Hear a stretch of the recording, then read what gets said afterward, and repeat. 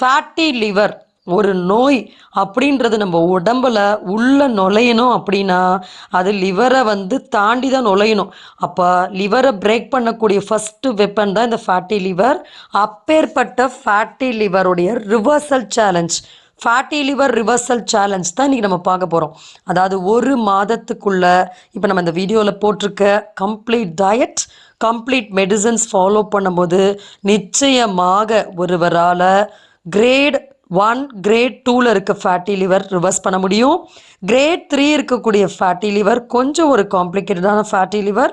அதற்கு ஒரு சில அடிஷ்னலான இன்ஃபர்மேஷன்ஸ், ஒரு வழித்துணை, ஒரு மருத்துவருடைய உதவி நிச்சயமாக தேவைப்படும். சரி, ஓகே, இந்த ஃபேட்டி லிவர்னா என்ன, அது யாருக்கெல்லாம் வரும் அப்படின்ற தகவல் பற்றி நம்ம பார்க்கலாம். ஃபேட்டி லிவர் அப்படின்றது நம்ம உடம்பில் இருக்கக்கூடிய இரத்தத்தில் இருக்க